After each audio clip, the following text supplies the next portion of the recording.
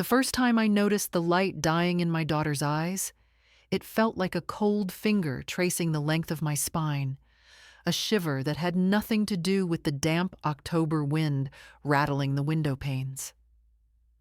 I am Grace, 54 years of age, a woman who has spent 3 decades learning to read the subtext of silence, the tilt of a chin, the hollow resonance of a voice that has been forced into a script it didn't write.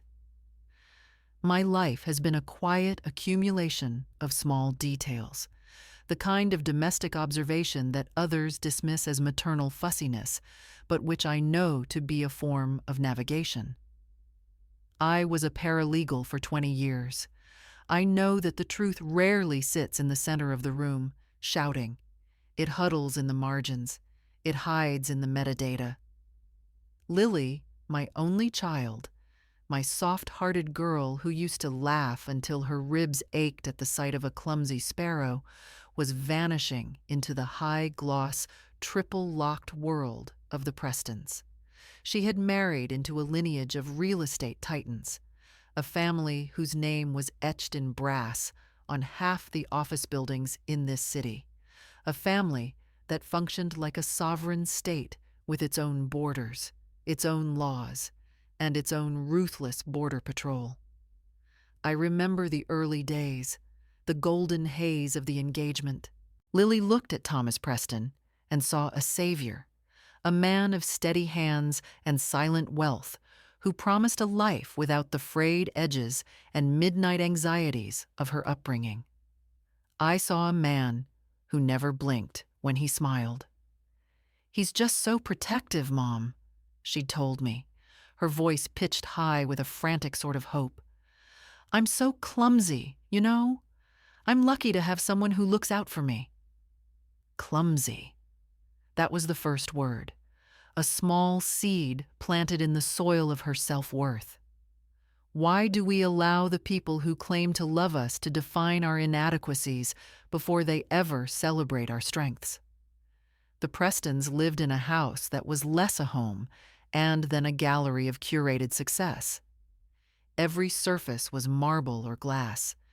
Every cushion was plumped to a terrifying degree of perfection. Thomas's mother, Eleanor Preston, was the high priestess of this temple, a woman whose elegance was a weapon, sharp as a paper cut and twice as stinging. Lily started canceling our Sunday lunches. First it was a migraine. Then it was a last-minute charity gala. Then it was simply that she was too tired. When she did show up, she looked like a charcoal sketch of herself. Her skin was translucent, her collarbones sharp enough to hurt.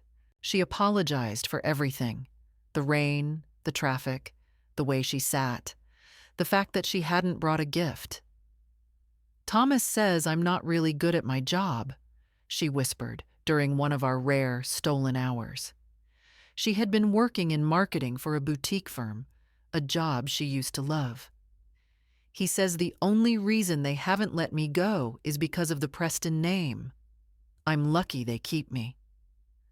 I watched her hands tremble as she stirred her tea. She wasn't just tired. She was being erased. The turning point came at the Prestons' annual harvest dinner. The kitchen was a theater of high-end appliances, and at the center of the island sat a massive stainless steel slow cooker, bubbling with some expensive wine-heavy stew. Lily was helping Eleanor. I stood in the doorway, unnoticed. "You really should pay more attention, Lily," Eleanor said, her voice like velvet draped over a blade. "You're so scattered lately. Thomas is quite worried about your mental state." Lily reached for a ladle, her movements hesitant. She caught her hand on the side of the slow cooker, a hiss of steam, a sharp gasp. She pulled back, her palm already blooming into a painful, angry red. I stepped forward, my heart hammering against my ribs, but I stopped when I saw Eleanor's face. For a split second, she didn't look concerned. She didn't reach for cold water or a cloth. She simply watched the burn form. In her eyes, there was a flicker of cold, dark satisfaction. It was the look of a predator watching a trap snap shut.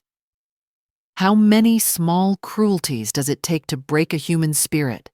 And why do we mistake the slow grind of control for the weight of our own failures? I didn't scream. I didn't confront Eleanor in that sterile, gleaming kitchen. I knew that in their world, emotion was considered a loss of poise, a sign of the very instability they were projecting onto Lily. If I attacked, they would simply close ranks and paint me as the meddling, hysterical mother. Instead, I went home and opened my laptop. I am a woman of records. I began to dig into the digital breadcrumbs Lily had left behind over the past year. She had forwarded me threads of emails from work, complaints she'd had about projects being reassigned or promotions missed. At the time, I'd encouraged her to persevere. Now, I looked at the timestamps. I contacted Sarah, Lily's former supervisor. We met in a dimly lit diner on the edge of town, far from any Preston-owned property. "I shouldn't tell you this, Grace," Sarah said, looking over her shoulder. But Lily didn't lose those job opportunities because of her performance. 2 different firms called for references. Someone from the Preston group, not Thomas, but someone higher up, had informal chats with the hiring managers. They hinted that Lily was going through a difficult time, that she was emotionally fragile, unreliable. A cold, hard knot formed in my stomach. Sabotage. It wasn't just gaslighting at the dinner table. It was a coordinated effort to cut off her air supply. They wanted her dependent. They wanted her isolated.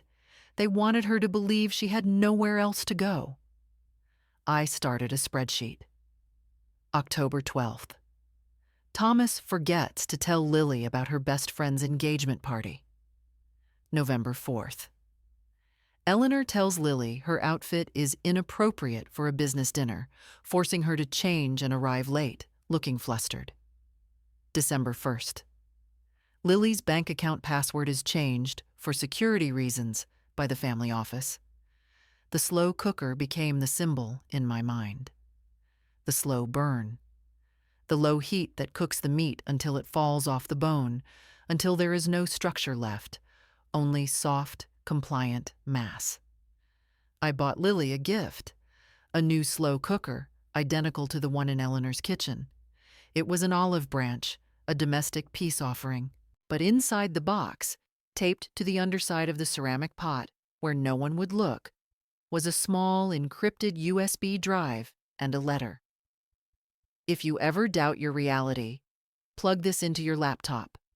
It has everything I know. And I know more than you think." On that drive was the spreadsheet. The screenshots of the deleted calendar invites I'd recovered from her cloud backup. The recorded statement from Sarah.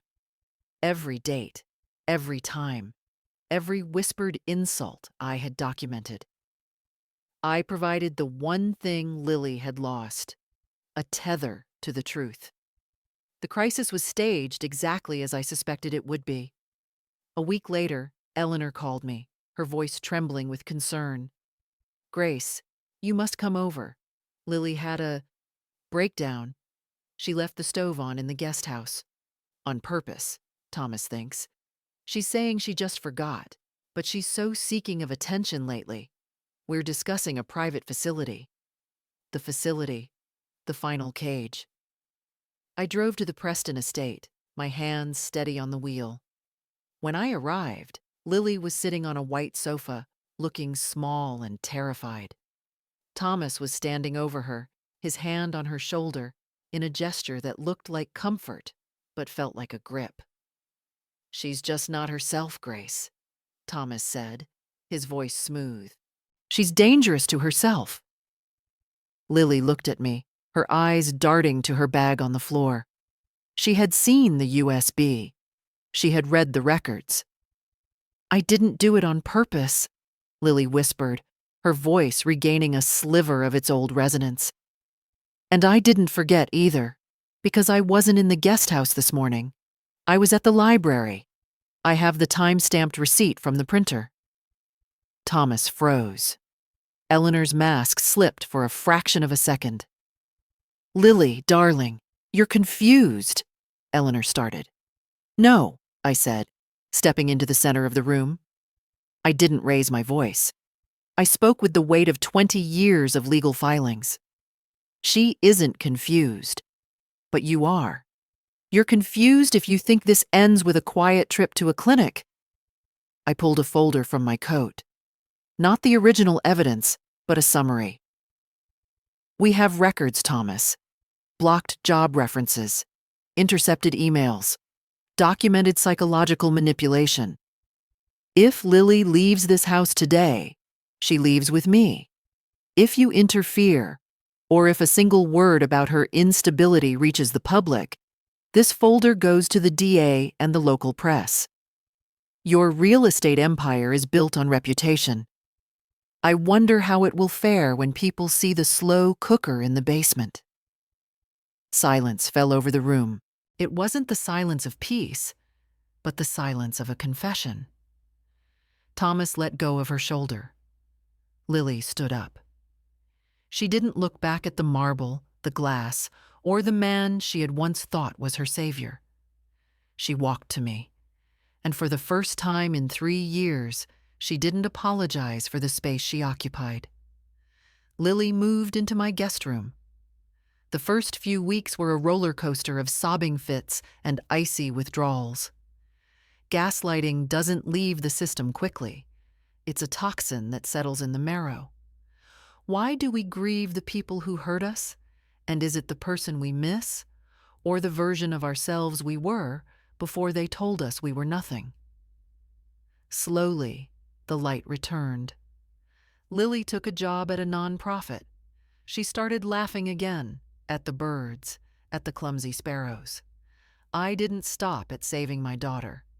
I realized that the Prestons of the world are a quiet epidemic. I started a small group in my living room. We called it the Slow Cooker Project.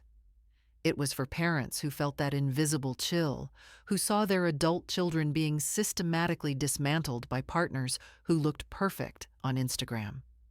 We share strategies. We share records. We remind each other that the truth is a hard, physical thing that cannot be dissolved by a velvet tongue. Lily is the one who leads the meetings now. She tells them about the USB. She tells them about the day she stopped apologizing. I sit in the back and watch her. She is no longer a charcoal sketch. She is a vivid, breathtaking painting of a woman who knows her own mind. I still have the slow cooker. I use it to make soup for the meetings. But now, the only thing simmering in my kitchen is nourishment.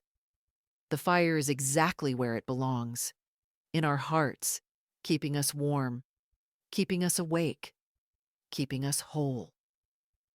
The recovery was not a straight line. It was a jagged ascent.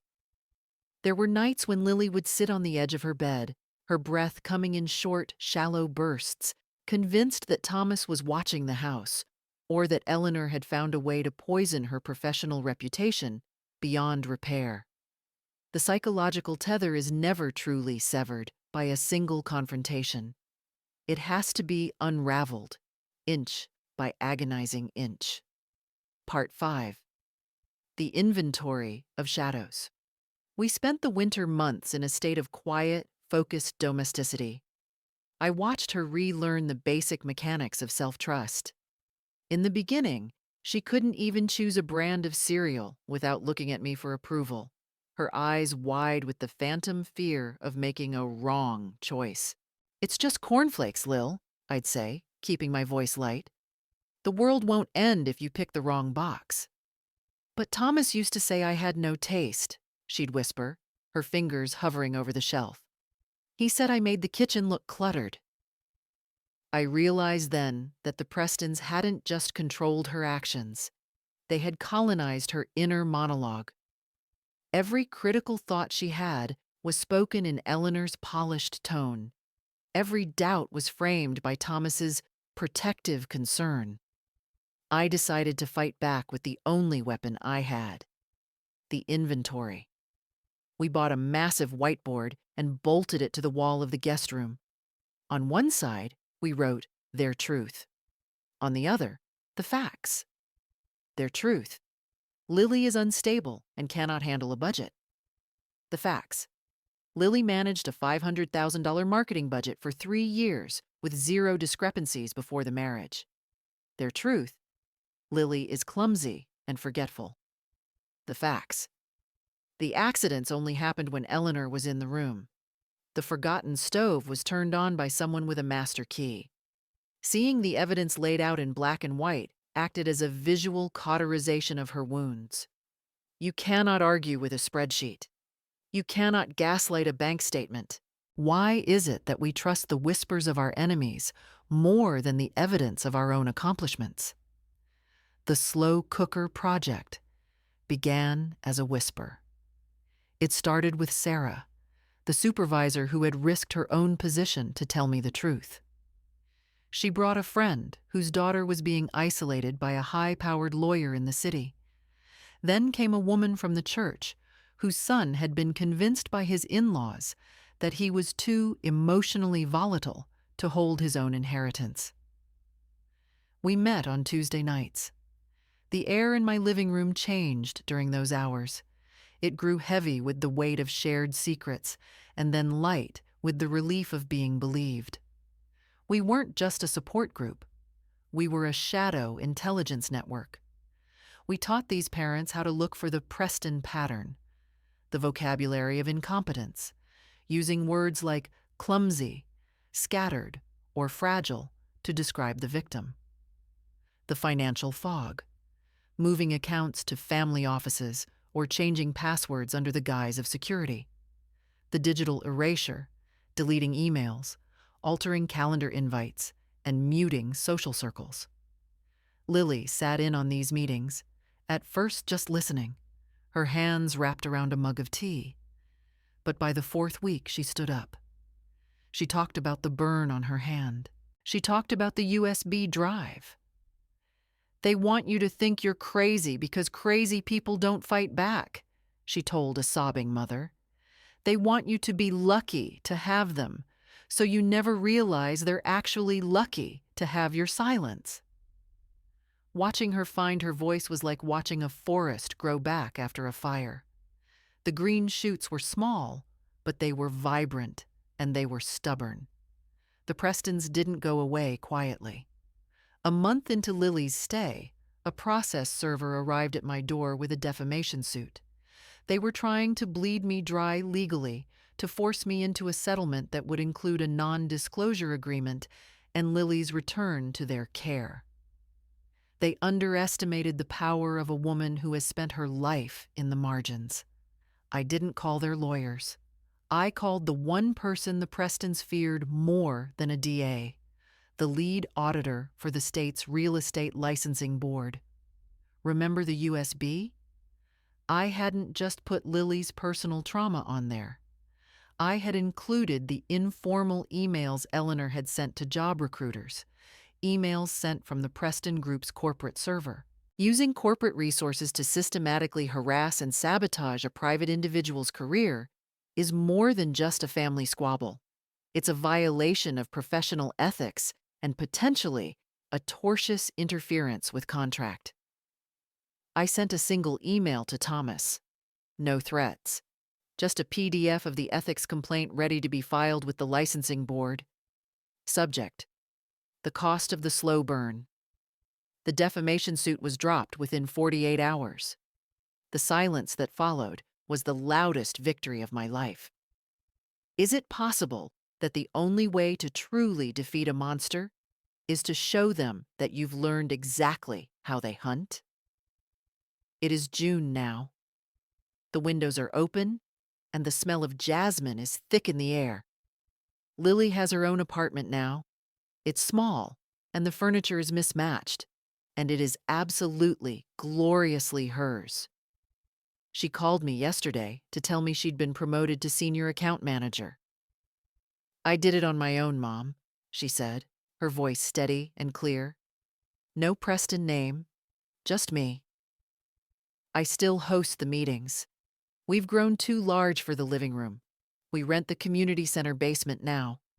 We've helped 11 families reclaim their children from the slow burn of domestic control. I often think about that night in Eleanor's kitchen. I think about the stainless steel slow cooker and the look of satisfaction in her eyes. She thought she was cooking a meal. She didn't realize she was forging a weapon. I am Grace. I am 54. I am a map maker of shadows and a keeper of records. And I have learned that while love can be used to trap you, the truth is the only thing that can set you free. The town was too small for absolute avoidance. I knew that eventually the polished world of the Prestons would intersect with our new, jagged reality. It happened at the opening of the new municipal library, ironically, a wing the Prestons had partially funded before the incident. Lily didn't want to go. She sat at my kitchen table, her knuckles white as she gripped her coffee mug. "They'll be there, Mom. Eleanor will look at me with that pitying smile, and Thomas will try to tell me I look tired, and I'll feel like I'm disappearing again." "You aren't the girl who burned her hand anymore, Lil," I said, placing a hand over hers. "You are the woman who kept the receipts." She wore a suit of deep, unapologetic navy. No Preston pearls, no muted colors designed to blend into their wallpaper. When we walked into the lobby, the air seemed to shift. The socialites who had whispered about Lily's instability suddenly found their champagne flutes very interesting. Then, there they were. Thomas and Eleanor, standing near the mahogany podium like twin monuments to inherited grace. Thomas saw her first. He detached himself from a group of city councilors and walked toward us, his stride confident, his face composed into that mask of gentle concern he had used to hollow her out. "Lily," he said, his voice dropping into that intimate, low register. "You look healthy. A bit thin, perhaps. Mother and I have been so worried. The way you left was so impulsive. We still have your things packed away, just in case you decide to come home and get the help you need." It was the old script. The impulsive behavior. The help she needed. He was trying to recast the cage in the middle of a crowded room. Lily didn't flinch. She didn't look at the floor. She looked him directly in the eye, and for the first time, I saw her pitying him. "I am home, Thomas," she said, her voice carrying clearly enough for the nearby counselors to hear. "And I don't need help with my things. I've already done a full inventory. In fact, my mother and I were just discussing how much easier it is to keep track of a life when people aren't deleting the records behind your back." Thomas's smile faltered. Eleanor approached then, her eyes like chips of flint. "Lily, decorum. This is a public event." "Exactly," Lily replied. "A public event for a public library, which is wonderful because I've become a huge fan of public records lately. It's amazing what you can find when you look into corporate server logs and third-party references." Eleanor turned pale. The implication was a physical blow. They realized in that moment that the slow cooker wasn't just a metaphor for their gaslighting. It was the name of the movement that was quietly dismantling their social armor. They turned and walked away, not with a flourish, but with the hurried, stiff gait of people who realized they were standing on a glass floor that was beginning to web with cracks. Why is the silence of a bully so much louder than their threats once you've shown them you aren't afraid of the dark? As the slow cooker project grew, we realized that emotional support wasn't enough. We needed a defensive perimeter. I spent my evenings in the law library, digging through case law on coercive control and tortious interference. We developed a digital safety protocol for our families. It wasn't just about leaving, it was about the forensic preparation for the exit. The Shadow Archive. Creating a secondary encrypted email account to BCC all professional and personal correspondence. The third-party witness. Ensuring that all clumsy incidents are reported to a neutral doctor immediately, documenting the partner's presence and reaction. The employment shield. Formally notifying HR departments of potential unauthorized character references from family members. We were building a new kind of map, a map of escape. Lily began working with a local legislator to draft Lily's Law, which would expand the definition of domestic abuse to include coordinated professional sabotage by in-laws and extended family. She was no longer just a survivor. She was an architect of systemic change.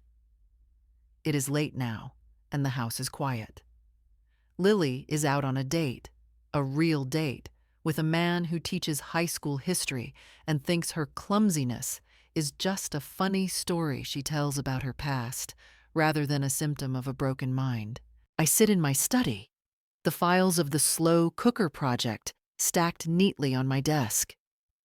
There are 34 families now, 34 stories of light returning to eyes that had gone dark. I sometimes think back to the paralegal I was, the woman who thought the law was found in books. I know now that the law is found in the courage to speak the truth when everyone else is whispering lies. The slow cooker sits on my counter, a simple tool of stone and steel. It reminds me that heat can do two things. It can break you down, or it can make you strong. It all depends on who is holding the lid. I am Grace. I am 54. And I am no longer watching the shadows. I am the one holding the light. The legislative session was held in a room that smelled of floor wax and old paper, a stark contrast to the sterile, scented air of the Preston estate. Lily stood at the mahogany lectern, her hands resting flat on the wood, not gripping it for support, but claiming it. She was presenting the draft for what the local papers were already calling the Coercive Control Act, but to us, it was simply the end of the slow burn. She spoke about the vocabulary of incompetence, explaining to a row of stone-faced lawmakers how a woman could be buried alive under words like fragile and scattered until she stopped trying to breathe. She didn't cry. The time for tears had ended in my kitchen months ago. This was the time for the cold, hard math of justice. She laid out the data we had collected, the dozens of women whose careers had been quietly dismantled by in-laws with concerns, the bank accounts drained under the guise of protection, and the digital footprints of gaslighting that left no physical bruises but broke the spirit just as effectively. As she spoke, I watched the gallery. Tucked into the back row, half hidden by a marble pillar, was Eleanor Preston. She wasn't wearing her signature pearls. She looked smaller, stripped of the domestic theater that gave her power. She was watching her greatest failure, the girl she thought she had cooked down to nothing, rebuild the very walls that would eventually hem the Preston family in. Every word Lily uttered was a brick in a new kind of fortress, one built on transparency and public record. Eleanor's presence wasn't a threat anymore. It was a testament. She was there to witness the moment the hunt ended. When the committee chair asked for evidence of tortious interference, Lily didn't look at me for help. She pulled a binder from her bag, the same binder that had started as a single USB drive, and began to read the dates and times of the intercepted emails. The room was silent, the kind of silence that usually precedes a verdict. And in that stillness, I realized that the Prestons hadn't just lost a daughter-in-law. They had created their own most formidable prosecutor. The following week, the Slow Cooker Project faced its most complex case yet. A woman named Elena approached us, her voice a mere vibration in the air. Her daughter, a brilliant surgeon, was being convinced by her husband's family that she was developing early-onset tremors, a career-ending fact that existed only in the whispers they shared at dinner. They were using her high-stakes profession against her, knowing that even a hint of instability would force her to resign. It was the Preston pattern, but refined for a medical setting. We didn't rush in with accusations. We applied the protocol. We helped Elena's daughter set up a private, independent neurological evaluation at a clinic 3 towns over, away from the family's reach. We documented every time the husband noticed a shake that wasn't there. We tracked the emails he sent to her department, head out of love. When the husband's family finally staged the intervention to force her resignation, the daughter didn't collapse. She handed them the clean bill of health from the independent neurologist and a cease and desist order prepared by the legal team we had helped her find. The look on their faces, the sudden panicked realization that their secret care was now a documented legal liability, was a mirror of the look I had seen on Thomas Preston's face. This was the work. We weren't just saving individuals. We were poisoning the well of gaslighting. We were making it too expensive, too risky, and too visible for families like the Prestons to operate in the shadows. Lily and I sat on the porch that night, the legislative draft moving to a second reading, and Elena's daughter back in the operating room. The slow cooker on the counter was cold, but the light in the house was blinding.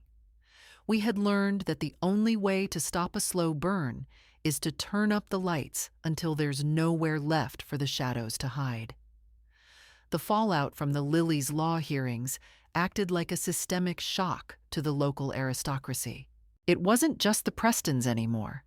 The social fabric of the city began to unravel as other perfect families realized that the women they had been quietly dismantling for years were now watching the news, recognizing the terminology, and, most importantly, finding the USB drives hidden in the backs of their minds.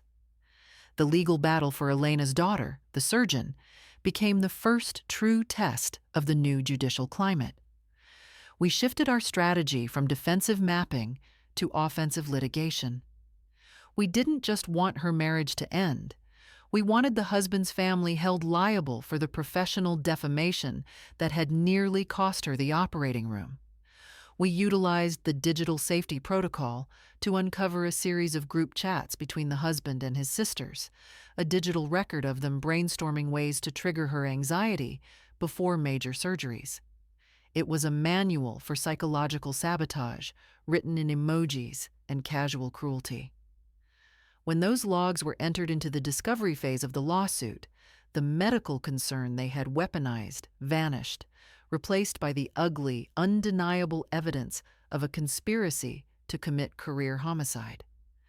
The city's elite reacted with a mixture of terror and frantic rebranding. Suddenly, the charity galas and concerned family interventions were being scrutinized through the lens of the Coercive Control Act. Lily was no longer invited to the harvest dinners, but she was the keynote speaker at the State Bar Association's annual conference. She stood on that stage and spoke about the shadow ledger, the invisible accounts of emotional debt that families like the Prestons use to keep their victims in a state of perpetual bankruptcy. She explained how isolation isn't just about locked doors. It's about the slow removal of every person who can reflect the victim's true self back to them until only the abuser's mirror remains. As she spoke, the room, filled with judges and high-powered attorneys, was deathly silent. They weren't just listening to a victim. They were listening to an expert witness on the mechanics of the human soul.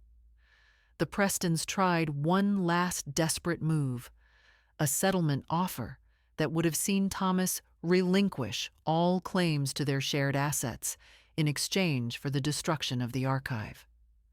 Lily didn't even read the document.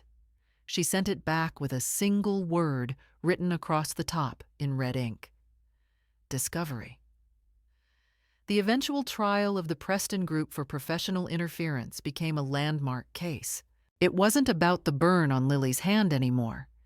It was about the 64 documented instances of Eleanor Preston calling hiring managers to check in on Lily's mental health. The courtroom was packed every day with members of the Slow Cooker Project, a silent gallery of women in navy blue, their presence a physical wall of accountability. When Eleanor was forced to take the stand, she couldn't rely on her pearls or her pedigree. She had to answer for the timestamps. She had to explain why a loving mother-in-law had a Google alert set for every job opening in Lily's specific field. The silence that followed her stumbling excuses was the sound of an era ending. The verdict didn't just award Lily damages.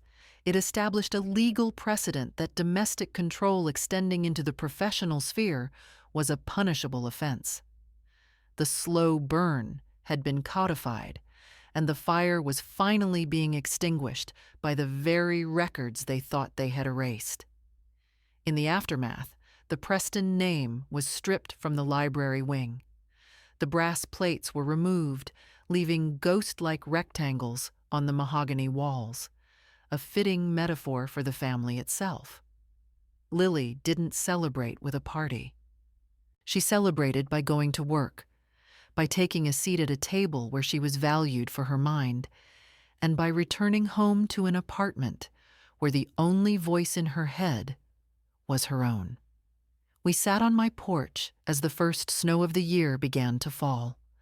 The house behind us warm and full of the quiet hum of a life no longer under siege. The slow cooker was in the pantry, a relic of a war we had won not with weapons, but with the relentless, unyielding collection of the truth. We had learned that the most powerful thing you can do to someone who is trying to erase you is to keep a record of every single line they try to rub out. The Slow Cooker Project evolved into a national nonprofit, a clearinghouse for forensic domestic advocacy. We don't just provide therapy, we provide investigators and digital specialists. We teach parents that clumsiness is often a symptom of a stolen reality, and that forgetfulness is usually a sign of a mind being overloaded by the weight of someone else's lies. I look at Lily now, leading a seminar for young women entering high-stakes marriages, and I see the girl who laughingly chased sparrows. She's still there, but now she's the one who makes sure the sparrows have a map of the wind. The heat is off, the lid is open, and the truth is finally served. The cross-examination of Eleanor Preston was not merely a legal proceeding, it was an anatomical dissection of a dying social order, performed in the cold, fluorescent light of courtroom 4B. For 3 hours, the air in that room felt thin, as if the sheer density of the lies being evaporated left nothing for the lungs to hold on to. Eleanor sat in the witness box, a woman accustomed to the soft acoustics of charity boardrooms and the hushed reverence of high-end boutiques, now forced to confront the mechanical, unblinking record of her own malice. Every time she tried to retreat into the fog of maternal concern, Lily's lead counsel, a woman with a voice like a precision instrument, would bring the cursor back to a specific timestamp, a specific metadata tag, a specific line of code that proved the concern was actually a command. The shadow ledger was no longer a theory. It was a physical stack of documents sitting on the judge's bench, a paper trail of every moment Eleanor had reached out into the world to prune the branches of Lily's potential. The most devastating moment came when the counsel presented the gaslight logs, A series of recovered texts from Eleanor's private cloud storage that she had neglected to delete, thinking her status placed her above the reach of forensic recovery. These were not just messages. They were a blueprint for the vocabulary of incompetence. In one exchange with Thomas, Eleanor had written, "She's starting to ask about the quarterly dividends again. I told her the numbers were too complex for her to follow right now with her fog, and that you'd handle it. Make sure the accountant knows she's fragile this week." The word fragile appeared in those logs 84 times. It was a rhythmic, hypnotic drumming designed to break the spirit.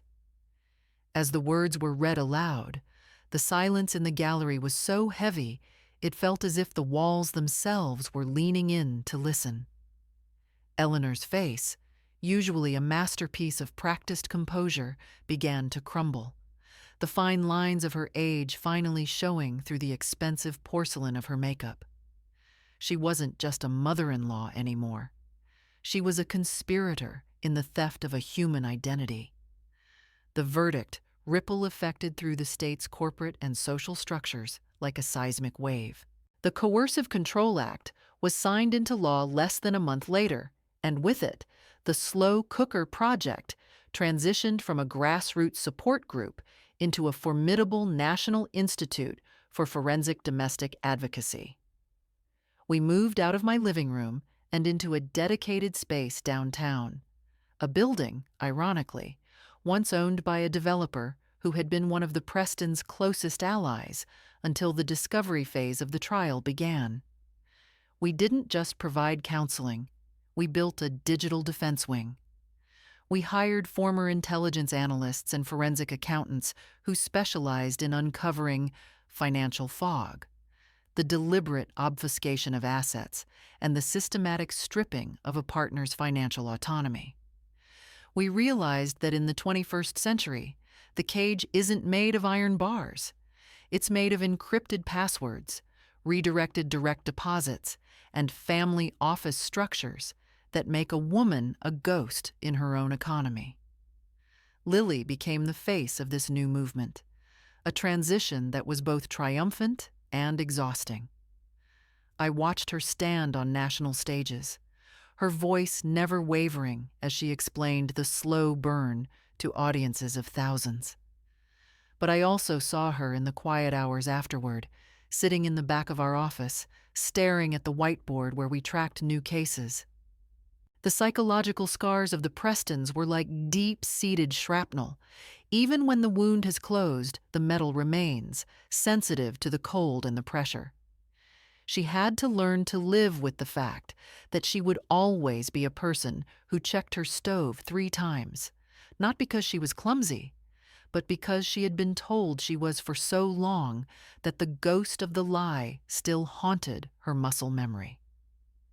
We began incorporating somatic reclamation into our project, helping survivors retrain their bodies to trust their own senses again, to believe that when they felt the heat of the slow cooker, it was just heat, not a symptom of their failing minds. As the project expanded, we encountered a terrifying evolution in gaslighting: algorithm manipulation. We started seeing cases where abusers were using smart home technology and shared social media algorithms to gaslight their victims.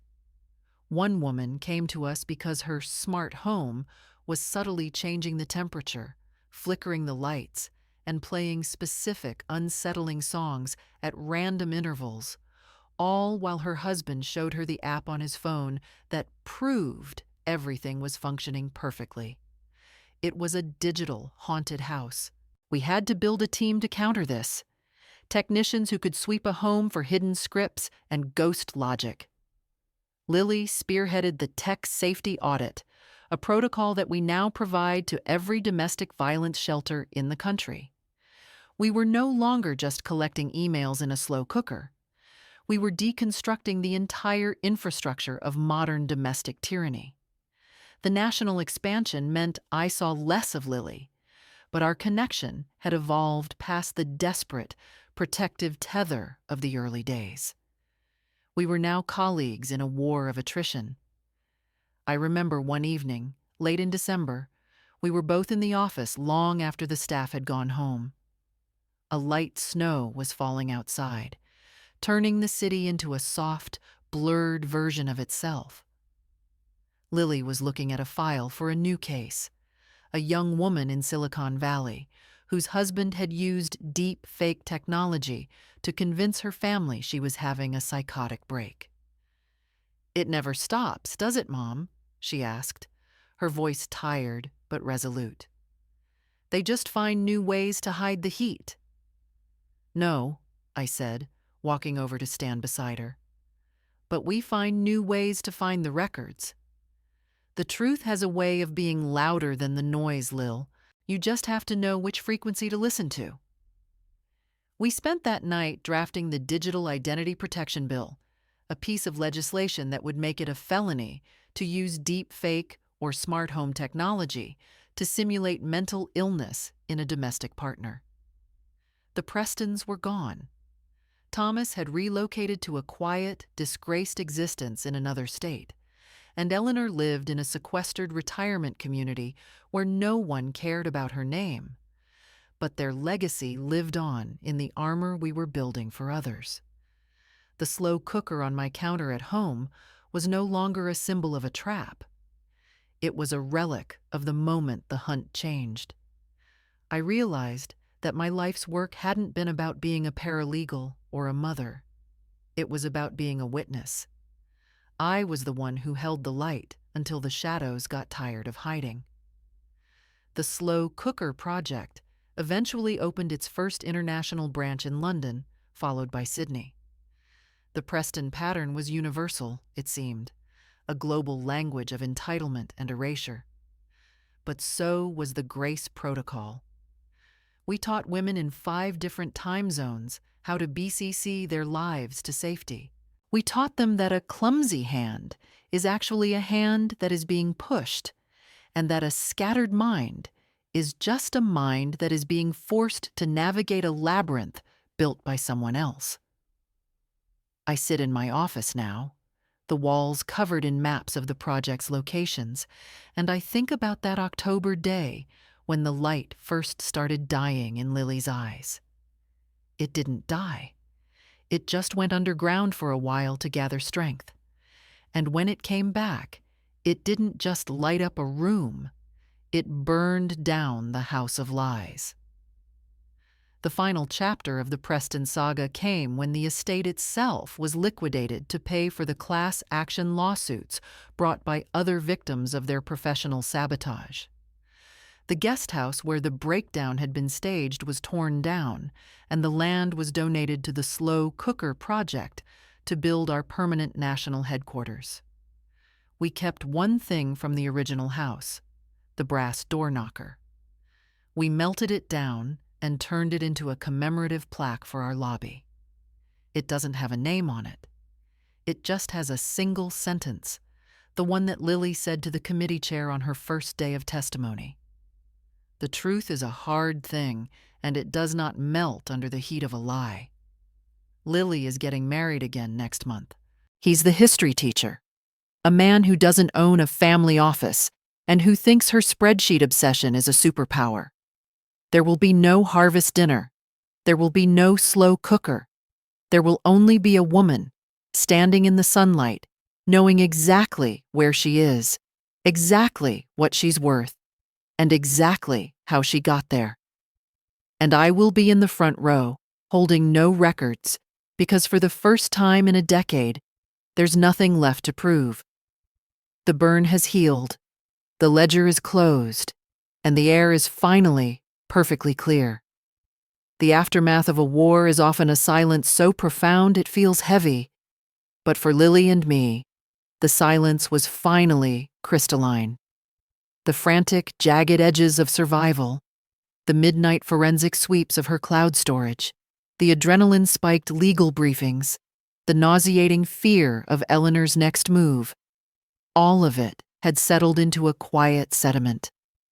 We had moved from the era of the slow burn into the era of the steady light. Happiness, I discovered at 55, isn't a mountain peak you summit and plant a flag upon. It is a series of unremarkable, beautiful choices. It is the luxury of being bored. It is the radical act of sitting on a porch at dusk and not wondering who is watching you from the shadows. Lily's new life was built on a foundation of radical transparency. Her apartment was the antithesis of the Preston estate. Where Eleanor's house had been a museum of correct choices designed to intimidate, Lily's home was a chaotic, vibrant testament to her own whims. She bought a velvet sofa the color of a bruised plum because she liked it. She hung mismatched sketches on the walls, and for the first time, she didn't apologize for the clutter. She and Marcus, the history teacher who looked at her as if she were the most complex and fascinating text he'd ever decoded, spent their Saturdays at flea markets and hardware stores. I watched them one afternoon from the kitchen window of her new place. They were trying to hang a heavy mirror. Lily dropped her end, and for a split second, I saw her shoulders hunch, the old clumsy reflex bracing for a blow. Marcus just laughed. Well, I guess the wall didn't want that mirror there today. Pizza? Lily blinked, her posture softening. The ghost of Thomas didn't appear. The ceiling didn't cave in. She simply laughed back, a sound that was full and deep and traveled all the way from her toes. In that moment, I realized that Marcus wasn't her savior. Lily had already saved herself. He was simply a man who provided a safe harbor where her soul could finally drop its anchor. The slow cooker project had grown into a national powerhouse, but its heart remained in the small, quiet victories. We moved into our permanent headquarters on the land that once held the Preston guest house. We designed the building to be filled with windows. We wanted a structure that was impossible to hide in. My days were no longer spent in the frantic collection of evidence. Instead, I spent them in the reclamation wing. We developed a curriculum for survivors, focusing on the psychology of choice. We helped women who had been told they were incompetent learn how to manage their own investment portfolios, how to change a tire, how to negotiate a salary. We weren't just giving them a way out, we were giving them the tools to stay out. Lily led the professional integrity workshops. She worked with HR departments across the country to implement Lily's law protections, ensuring that personal domestic interference could no longer be used as a shadow weapon in the corporate world. Watching her speak to a room full of CEOs, her voice steady and her data unassailable, I realized that she had turned the shadow ledger into a public record. The Prestons had tried to make her a ghost, but she had become the architect of a new reality. The true happy ending, however, happened in the quietest way possible. It was a Tuesday evening, the anniversary of the night she moved back into my guest room. We were sitting in my kitchen, the same place where she had once sat, shaking with the fear of her own mind. "I realized something today, Mom," she said, looking at her hands. They were steady. No tremors. No burns. "I haven't thought about Thomas in 3 weeks. Not once. I didn't wonder what he'd think of my promotion. I didn't wonder if he was watching. He's just gone. He's a character in a book I finished reading a long time ago." Is the ultimate victory not the destruction of the enemy, but the moment they become irrelevant to your story? We decided to celebrate by doing the thing that had once been a source of terror. We cooked a meal. Not a 6-course harvest dinner meant to impress, but a simple, fragrant stew. We used a slow cooker, not the stainless steel one from the Preston kitchen, but a bright, cheerful red one I'd bought for the office. As the house filled with the smell of garlic and wine, I realized that the slow burn was over. The heat was now used for nourishment. The records were all filed. The movement was in good hands. I am Grace. I am 56 now. My hair is grayer, and my eyes have more lines around them. But when I look in the mirror, I don't see a victim's mother. I see a woman who built a lighthouse out of the wreckage of a shipwreck. Lily is pregnant. A girl, we think. And I know, with a certainty that sits in my bones like granite, that this child will grow up in a world where clumsy is just a word for a toddler learning to walk, and where her reality will always, always be her own. The ledger is closed. The light is on. And for the first time in my life, I have absolutely nothing to prove. We are finally, beautifully, undeniably happy. The morning air in the valley no longer feels like a threat.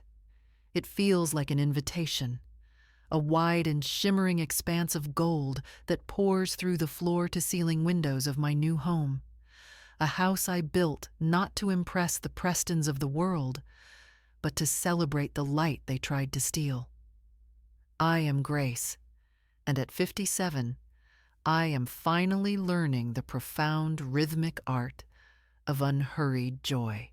My life is no longer a frantic collection of evidence or a defensive crouch against the shadows. It is a sprawling, sun-drenched garden of my own design, a place where the soil is rich with the compost of my past battles, and the air is thick with the scent of lilies and cold, clean rain. Part 14. The Sovereignty of the Morning. My days begin not with the jarring alarm of a woman braced for a crisis, but with the soft, persistent hum of the world waking up on its own terms. I have a ritual now, one that would have been unthinkable in the years of the slow burn. I sit in my sunroom with a cup of coffee. Real coffee, dark and bitter and unshared. And I do absolutely nothing. I watch the way the light catches the dust motes. I listen to the wind in the pines. I inhabit my own skin without checking the perimeter.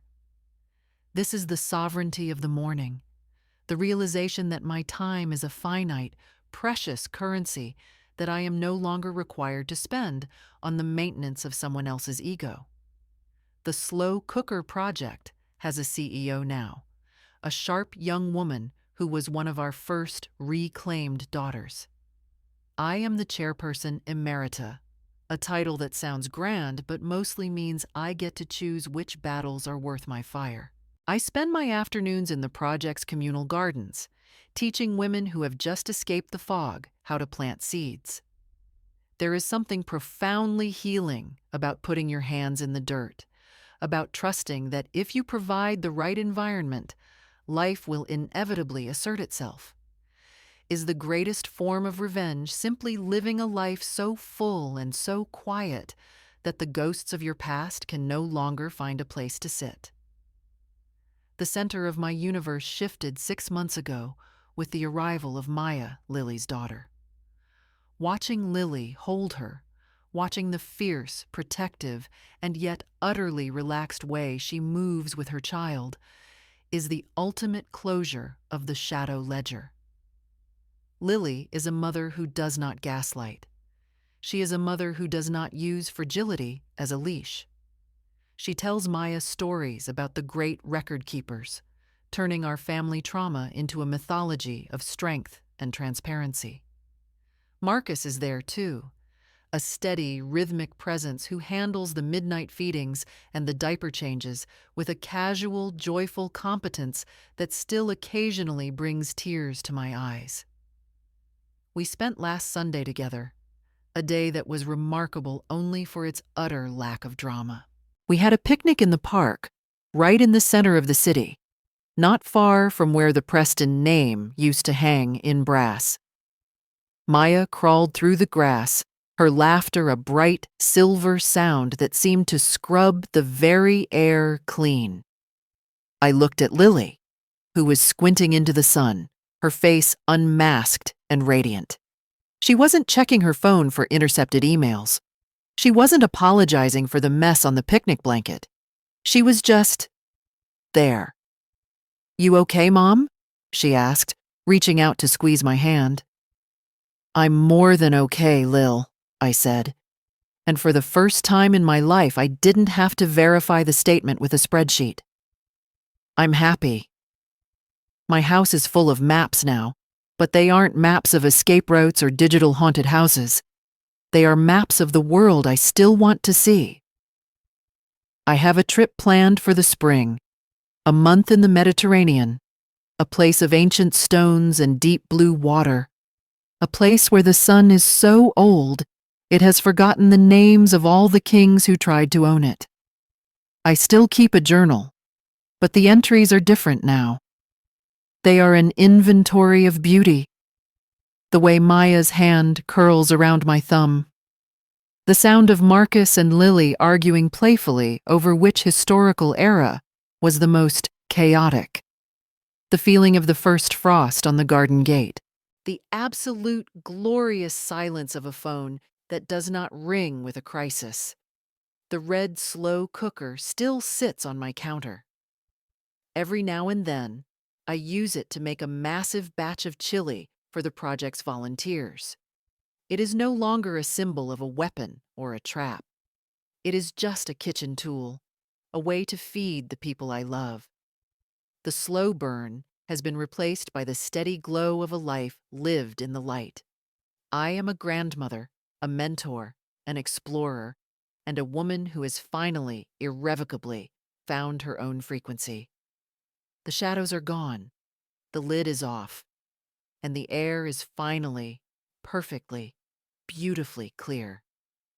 The Mediterranean sun was a different kind of light than the one I had known in our small, shadowed corner of the world. It was a dense, ancient gold that felt heavy on my skin, as if the photons themselves were saturated with thousands of years of human stories, tragedies and triumphs that made the Preston saga feel like a single, insignificant grain of sand in a vast, indifferent desert. I stood on the balcony of a whitewashed villa in Positano, the scent of lemons and salt spray thick enough to taste. For the first week, my body fought the stillness. I found myself instinctively checking my phone for the slow cooker project alerts, my thumb hovering over the screen, waiting for the phantom vibration of a woman in crisis. I had spent so long as a sentry that I didn't know how to be a traveler. But by the 10th day, the transition began. I started taking long, aimless walks along the cliffside paths. I stopped carrying a watch. I learned to sit at a cafe for 3 hours with a single espresso and a book of Italian poetry, not because I was waiting for someone, but because the movement of the shadows across the cobblestones was enough of a plot for me. I realized that for 30 years, I had been an emotional bookkeeper, recording debts and credits, tracking the theft of my daughter's soul. In Italy, I finally allowed myself to become an observer of grace. I watched an old man mending a fishing net and didn't see a metaphor for fixing a broken life. I just saw a man, his twine, and the sea. Is the ultimate stage of healing the moment you stop seeing your trauma reflected in everything you touch? I had brought one thing with me from home that wasn't clothing or a passport. Tucked into the bottom of my suitcase, wrapped in a silk scarf, was the original USB drive, the one I had hidden in the slow cooker box. It was the Genesis file, the raw data of the Prestons' cruelty. Even after the trial, after the legislation, after the national fame, I had kept it. It was my insurance policy, my safety net, the dark anchor that reminded me why I had to be strong. On my last night in Positano, I walked down to the water's edge. The moon was a sliver of silver over the Tyrrhenian Sea. I took the small piece of plastic out of my pocket. It felt light, almost weightless, despite the crushing density of the secrets it held. I thought about Thomas's cold smiles and Eleanor's velvet threats. I thought about the girl Lily used to be and the powerhouse she had become. I realized that keeping the drive was a vote of no confidence in our new life. It was an admission that I still expected the shadows to return. I didn't throw it with a dramatic flourish. I simply let it go. It slipped into the dark water with a tiny, insignificant splash, sinking into the depths where the pressure is too great for any lie to survive. I stood there until the ripples vanished, and for the first time in my adult life, I felt unweighted. I returned home just in time for the 5th anniversary of the Slow Cooker Project's founding. We didn't hold a gala. We held a day of reclamation at our headquarters. The building was teeming with women, and increasingly men, who were no longer victims. Lily and I sat on the back deck, overlooking the gardens we had planted. Maya, now a sturdy toddler with a fierce streak of independence, was busy watering the petunias with a plastic can, her laughter a constant, joyful punctuation to the afternoon. "I saw the Mediterranean photos, Mom," Lily said, leaning back in her chair. "You look different. Your shoulders aren't up around your ears anymore." "I let the records go, Lil," I told her. "The actual files. I dropped the drive in the sea." Lily stayed silent for a long moment, watching Maya. Then she smiled, a slow, deep expression of absolute peace. "Good. I deleted my cloud backup of the Preston folders last month. I figured if I ever need to remember what they were like, I'll just look at how much better my life is now. That's all the evidence I need." We sat there as the sun began to set, casting long, peaceful shadows over the land that had once been a site of such calculated cruelty. There was no slow cooker in sight. There were no hidden microphones, no intercepted emails, and no vocabulary of incompetence. There was just a grandmother, a daughter, and a grandchild, sitting in the quiet sovereignty of their own lives. The transition from being a sentinel to being a wanderer required a violent stripping away of the internal clock that had dictated my survival for so long. In the Mediterranean, the air didn't carry the metallic tang of an upcoming legal battle. It smelled of ancient salt and the heavy, sweet rot of overripe lemons baking in the sun. I found myself on the Amalfi coast, navigating the vertiginous stairs of Positano, where every step upward was a physical exertion that mirrored the climb out of the Preston's shadow. I stayed in a room that felt like it was carved directly into the limestone, a cool white sanctuary where the only sound was the rhythmic shushing of the sea against the pebbles below. For the first few days, the silence was an adversary. I would sit on the balcony with a book, but my eyes would constantly dart to my phone, conditioned to expect the digital flare of a crisis, the frantic ping of a woman realizing her life was being erased in real time. I had to learn to sit still until the phantom vibrations in my pocket finally died out. I watched the local fishermen at dawn, their movements a slow ancestral dance of mending nets and hauling silver-scaled harvests, and I realized that their labor was an act of creation, while mine had been an act of preservation. I wasn't just on a vacation. I was on a pilgrimage to reclaim the parts of my brain that hadn't been occupied by forensic accounting and psychological defense strategies. From the coast, I pushed inland to the rolling, dusty hills of Tuscany, renting a small stone farmhouse at the end of a long, cypress-lined driveway that looked like a line of green sentinels guarding a different kind of peace. The light here was different, less piercing than the coastal sun, more of a diffused golden haze that settled over the vineyards like a warm blanket. I spent my afternoons driving a small, temperamental Italian car through the winding back roads, getting lost on purpose just to prove to myself that being lost wasn't the same as being trapped. I stopped at tiny roadside trattorias where the menus were handwritten and the wine was served in ceramic carafes, tasting the unapologetic richness of butter, sage, and wild boar. I stopped apologizing to the waiters for my broken Italian. I stopped worrying if I looked scattered when I forgot the name of a village. I was a ghost becoming a person again. I visited a small, quiet chapel in a valley where the fresco on the ceiling was peeling, revealing the raw plaster beneath. And I felt a profound kinship with that art, something beautiful that had survived the elements by slowly shedding its outer layers until only the essential, indestructible core remained. The final leg of the journey took me to the Greek Isles, to the blinding white architecture of Santorini perched on the edge of a volcanic caldera.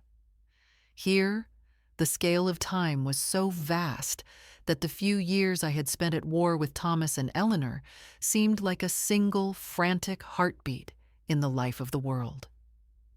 I hiked the trail from Fira to Oya, the volcanic soil crunching under my boots, the cobalt blue of the Aegean stretching out until it merged with the sky in a seamless, invisible horizon.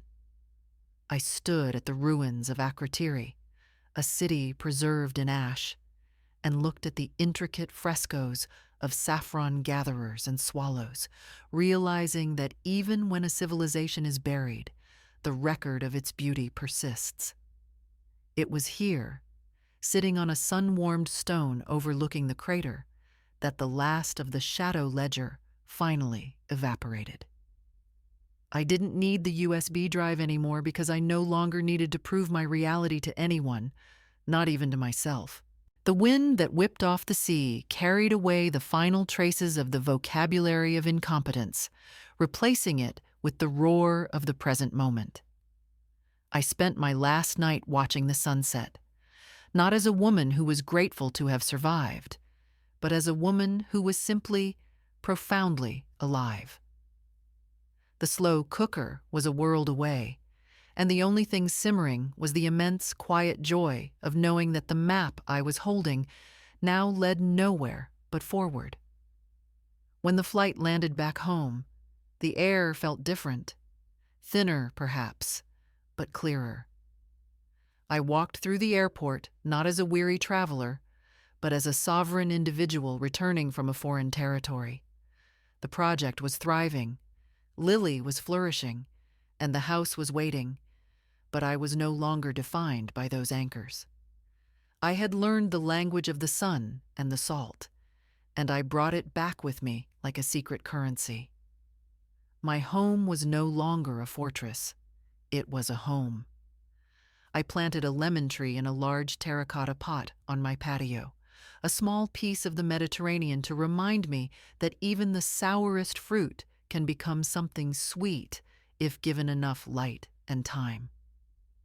I spent my evenings in the garden, the silence no longer heavy but luminous, filled with the soft sounds of a life that was finally, irrevocably, my own.